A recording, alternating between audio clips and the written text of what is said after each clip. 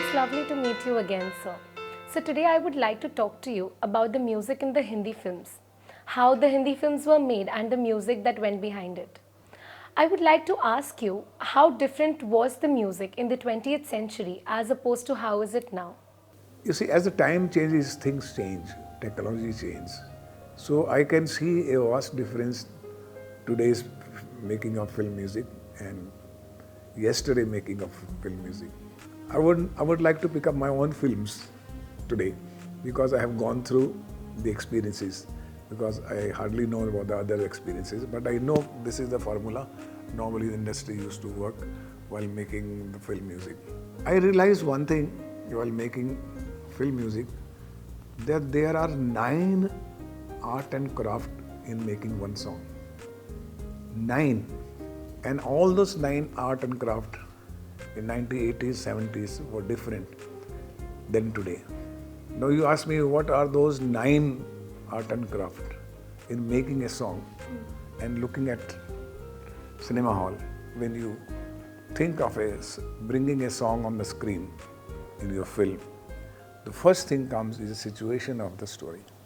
That what is the thought going on during this situation of the song? Is it a happy song, patriotic song, bhajan hai, disco hai, dance hai, festival hai? In 9 emotions में से कौन से emotions हैं? 1980s में जब हम गाना बनाते थे, सबसे इम्पॉर्टेंट पार्ट हमारे लिए होता था कि गाना जो है वो कहानी होनी चाहिए. गाना should be the part of the whole film. ऐसा गाना ठूस दिया, डिस्को डाल दिया, नहीं. सिचुएशन में ऐसा होना चाहिए कि जब वो गाना 6 मिनट या 5 मिनट का ऑन द स्क्रीन लगता है तो उन्हें लगना चाहिए कि स्टोरी मूव हो रही है और कैरेक्टर्स की कहानी, उनकी यात्रा बढ़ रही है आगे. तो situation was very important for us. And today if we see the situation, we bring just a song. Hit song चाहिए हमको और डिस्को सॉन्ग चाहिए, डांसिंग सॉन्ग चाहिए. अगर मैंने फिल्म कर्ज में एक सिचुएशन ढूंढी कि एक लड़का है, उसको अपने पिछले जन्म के कुछ साउंड याद आते हैं, एक गिटार पीस याद आता है, टंग डिंग डंग डंग, और वो गिटार पीस के ऊपर ज़िंदगी की अपनी पूरी कहानी क्लाइमैक्स में उसी लड़की को सुनाता है जिसकी वजह से उसकी ज़िंदगी में मुसीबत आई. वो सिमी गरेवाल को सुनाता है जिसने उसका मर्डर किया था. तो मैं जब सिचुएशन लेके गया, आनंद बख्शिया वाले राइटर थे और लक्ष्मीकांत प्यारेलाल म्यूजिक डायरेक्टर थे, तो मैंने उनको सिचुएशन बहुत डिटेल में समझाई कि it is a climax of the film, जहाँ पर जो पूरी ट्यून जो हॉन्ट करती है उस लड़की को, जो लड़की को शक होता है कि इस लड़के का पुनर्जन्म है, और उस सिचुएशन में हमें ये गाना चाहिए. और वही ट्यून, और पहले क्या था, ट्यून बनी थी, गिटार पीस बनाया था प्यारेलाल जी ने, तो वो मैं बजाता रहा, पूरी पिक्चर में शूटिंग करते रहे हम लोग. लेकिन जब क्लाइमैक्स सिचुएशन आई तो मुझे लिरिक्स राइटर के पास भागना पड़ा. तब बख्शी ने गाना लिखा उसी के ऊपर, टन डन डन, एक हसीना थी एक दीवाना था, क्या ज़माना था. तो वो सिचुएशन बनी और उस सिचुएशन के हिसाब से फिर हमें हमने एक्सप्लेन किया लक्ष्मी जी को कि लक्ष्मी जी ये पूरी गाथा है इस गाने में, ये खाली गाना नहीं है, डांस नहीं है. तो लक्ष्मी जी ने पूरी ट्यून जो बनाई, हर अंतर में अगर आप देखे होंगे, उन्हें वो चेंज करते चले गए उनकी इमोशंस की, स्टोरी के हिसाब से. फिर उसके बाद ऑर्केस्ट्रा प्यारी जी ने लेकर आए पूरा, जो पूरा सजाया गया प्यारी जी ने, वो पूरा कहानी और सिचुएशन के हिसाब से था. तो जैसे जैसे गाना प्रोग्रेस करता है तो आप उसकी बैकग्राउंड साउंड सुनेंगे या उसका म्यूज़िक पीस सुनेंगे तो आपको लगेगा कि वो फुल सिचुएशंस में जो जो हो रहा है, जो जो उसकी ज़िंदगी में हुआ है, वो रिपीट हुआ है. वो ड्रामेटिक टोन्स, ऑर्केस्ट्रा, उस तरह की punctuations, so beautifully done by Laxmikant Pyarelal, because they were concentrated totally on the story situation कि फिल्म में क्या हो रहा है. और उस वक्त जो रिकॉर्डिंग होती थी ना, वो एक बड़े हॉल में होती थी जिसमें 126-25 म्यूजिशियन तो मिनिमम होते ही थे प्यारे जी के. एक एक ब्रास, स्ट्रिंग्स, ये रिदम, ब्रेक्स, और आजकल जो है हर ट्रैक्स जो है अलग अलग एक कंपोज़र जो है अपने अपने कंप्यूटर पे बजाता है. इसलिए उसका फील, जब आप साउंड सुनते हैं तो कहानी का फील नहीं आता, आप सिर्फ साउंड सुनते हैं. सिंगर कौन सा सिलेक्ट करें? जैसे मैं ताल फिल्म बताता हूँ आपको कि ताल फिल्म के लिए नहीं सामने अलग बात है, ये गाना ओरिजिनली सुखविंदर ने गाया था पहले, लेकिन बाद में मुझे पता लगा कि सुखविंदर ने तो हम रमता जोगी भी गाया है अनिल कपूर के लिए, तो अक्षय खन्ना के लिए कैसे गा सकते हैं? जिस सिंगर को आवाज़ सूट करती है और मूड सूट करता है वही सिंगर इसमें आना चाहिए। मेरे पास है तो मेरे पास है, मेरे साथ है, मेरे साथ है, कैसे। तो सिंगर का भी जो सिलेक्शन था और सिंगर की जो रेंडरिंग थी उसको डायरेक्टर या म्यूजिक डायरेक्टर वो उनको एक्सप्रेस करते थे कि किस भावना से गाने को गाया जाए। गाने को गाना रिकॉर्डिंग नहीं समझते थे, गाने को एक नाटक समझते थे, एक फील समझते थे। एक बड़ी इंपॉर्टेंट पॉइंट था सिंगर्स के लिए भी। आज सिंगर्स तो एक लाइन गाता है, फिर दूसरी लाइन गाता है, तीसरे सिंगर ने वहाँ से गाता है, उसको जोड़ तोड़ करके हम लोग कंप्यूटर्स में बना लेते हैं। जो इम्पोर्टेंट बात होती थी कि गाना रिकॉर्ड जो किया गया है उसके अंदर फील क्या है, उसमें कहाँ इको रिवर्ब, जो रिकॉर्डिस्ट होता था वो पूरा उसके अंदर तल्लीन होता था और वन रिकॉर्डिस्ट होता था। वो गाना जब रिकॉर्ड होता तो रिकॉर्ड की फीलिंग के साथ उनके हाथ मूव करते थे। ये फील है इस गाने का, क्योंकि इसने कहानी बतानी है स्क्रीन के ऊपर। और आज के टाइम पे क्या है कि 10 अलग अलग टेक्नीशियन है एक गाने को बनाने के लिए। गाने का आधा भाग उसके पास गया, आधा भाग उसके पास गया, आधा उसके पास गया, तो 10 लोगों ने बनाया है, तो फील जो है उसमें कमी रह जाती है। ऐसा मैं देखता हूँ अभी।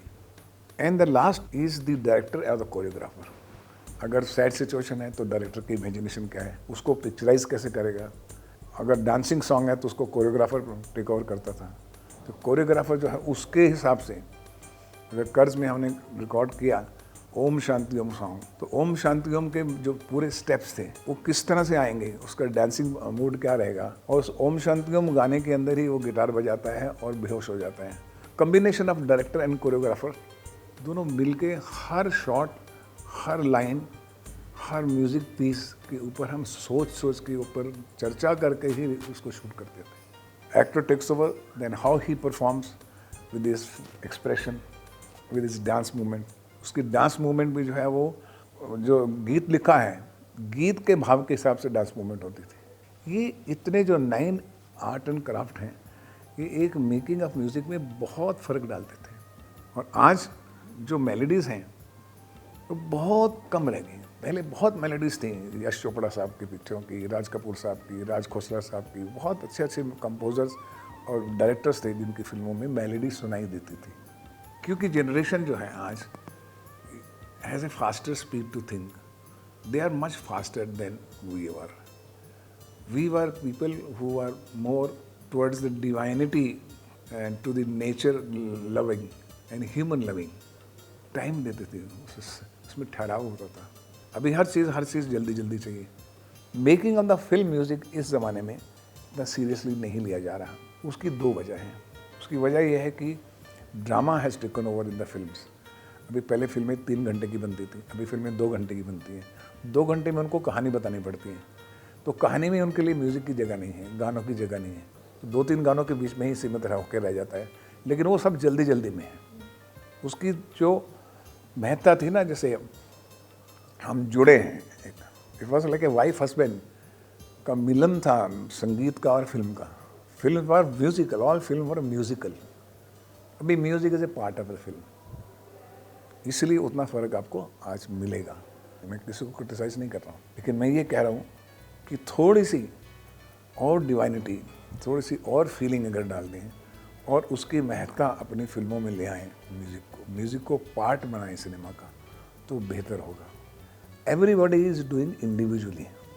20th सेंचुरी में, हमारे ज़माने में वी वर डूइंग कलेक्टिवली। सब मिल के सभा बना के करते थे कि इस टारगेट को पहुँचना है। वहाँ पर लक्ष्मीकांत प्यारेलाल भी थे, रहमान साहब भी थे, सरोज खान भी थी, कैमरामैन भी था।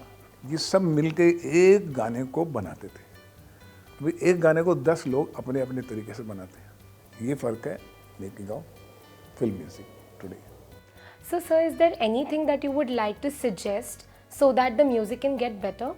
मैं ये कहूँगा बच्चों को, मैं यही कहता हूँ, हमारा विस्लिंग वुड का जो म्यूज़िक स्कूल है उसमें मैं यही बच्चों को समझाता हूँ, first connect to the lyrics which has a soul and create a tune which has a soul, create music orchestra which has a soul. When आप सोल के पीछे पड़ जाएंगे, आत्मा होगा उसके अंदर होगी, आप कोई भी शरीर बना सकते हैं। तो वो शरीर बहुत ही सुंदर लगेगा, आप कुछ भी गाना बनाइए, लेकिन आप उसकी डिवाइनिटी को मत छोड़िए। Don't go for making a hit song, go for making a good song जो 2 साल के बच्चे को भी फेस टर्न करने के लिए मजबूर करते हैं, जो 2 साल से लेकर 100 साल के आदमी को भी एक बार देखे गाना कहाँ से बजा, वो कहाँ से आता है, आत्मा से आता है, यूनिवर्सल एनर्जी से आता है। So connect yourself to the universal energies first and then compose a song. मैंने भी अभी ट्राई किया है, रिसेंटली एक फिल्म थी हमारी 36 फार्म हाउस, उसमें मैंने 2 गाने खुद कंपोज किए। मोहब्बत मोहब्बत गाना है जो सोनू निगम जी ने गाया। तो हो जाए मोहब्बत मोहब्बत मोहब्बत मोहब्बत। एक तो टेक्नोलॉजी ने मेरा बड़ा साथ दिया, म्यूजिक के बच्चे हैं अपने विस्लिंग वुड के, पर ऐसे जैसे लिखा तो साथ साथ वो ट्यून बनती चलेगी, लेकिन उसमें गहराई में जाकर महसूस किया मैंने और वो ट्यून बनी। ऐसे मैंने उसको टेक्निकली सोचने की कोशिश नहीं की। The more you think mechanically और technically, it will become a mechanical and technical. More you go through emotions and soulfulness, it will give you a different fragrance altogether. Thank you, Gayatri. Thank you so much, sir.